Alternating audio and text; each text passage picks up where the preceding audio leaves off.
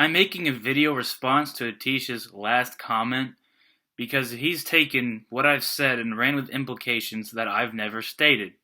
For instance, the very last paragraph, Maverick, ignoring the bike thief because you gave them the benefit of the doubt is not the correct course of action. Be a vigilant citizen. Prevent crime and injustice. I never said that the person was a bike thief. And if you are on the side of the road and dashes out of the store, gets on their bike and pedals away, how do you know that they're a bike thief? What I said is, and I quote, "If I saw a bike be quickly taken away, no matter how the person is dressed, I can only assume it was theirs and they were in a hurry." Now, what I am not saying, that you seem to think that I'm saying, is that I wouldn't make an effort at all. If someone said, "Stop that man! He stole something!" and he got on his bike and he pedaled away, I would assume that they are a thief, and then I would be a vigilant citizen to prevent crime and injustice. But if there's nothing else going on hinting me, and somebody got on their bike quickly, and they left quickly, I cannot assume anything. So by you telling me to be a vigilant citizen to prevent crime and injustice is a slap in the face for no reason. I want to prevent crime and injustice to people. Don't tell me what the correct course of action is, because that is the most rational course of action you could take. Now let's take apart the rest of your post, shall we? The education system is probably the only place where we as a community has the power to change culture. That is a jump to conclusions. You have no evidence or proof that the education system is probably the only place where we as a community have the power to change culture. You don't know that.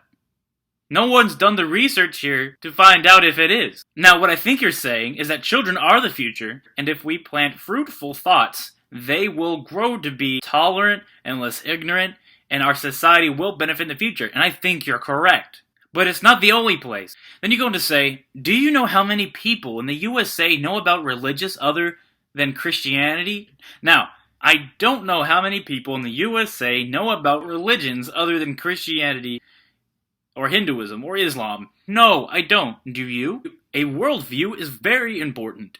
And unfortunately, we have a lot of closed-minded individuals who only know America! Fuck yeah! I agree, a worldview is important. Then you go on to say, people who get out of the education system fail to gain a worldview. That's not true. And then you go on to say something that doesn't really make sense to me. That is one of the most pitiful things ever. How can one form opinions when we don't even understand things? How can one form opinions when we don't even understand things? People form opinions on all kinds of stuff that they don't know about on a daily basis. Moving on. When my dad bought a business here, some people came and told us that our kind wasn't welcome here. It was after 9/11, but we are from India. The ignorance of people harms people around them. I am really sorry to hear about that. There are a lot of dumb fucks that live around here, especially in the South. This does help your case. I understand where you're coming from. Ignorance of people harms people around them. Everybody else listens to them. You tell somebody the wrong thing, and they'll run off and talk about the wrong thing. And the next thing you know, everybody knows the wrong thing. It is harmful. Ignorance is a social disease. I agree. Then you continue to baffle me with the next paragraph. How can people have compassion when they are too blind to see the opportunities they were given? I don't understand. Moving on. Some people don't understand the concept of nurture. And then you go on to put the cherry on top of my confusion. If you were given the same external forces as Hitler, you would have done the same stuff. No. No, I wouldn't. If everything was exactly the same, I don't know enough about neuroscience, but I can tell you that there is genetics involved with personality, or I would have not done the same things. That is a bold claim, to go around telling everybody they would be Hitler. To address the childish comment, when you say something is childish, most people mean it's naive. Oh, thank you for telling me how that works. I had no idea. Saying that things don't affect you subconsciously is naive.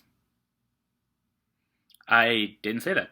It's great when people try to make decisions more consciously. Yes, it is. But no matter how hard you try, cultural stereotypes have always an impact on you. I don't want to victimize myself with this social issue. I want to make a conscious effort to better myself and be a good example. If you read my comments above, you'd find that I explicitly state that I too am unaware of all external causes. That includes subconscious effects. But I make a mindful effort. I can make a change myself, starting with myself.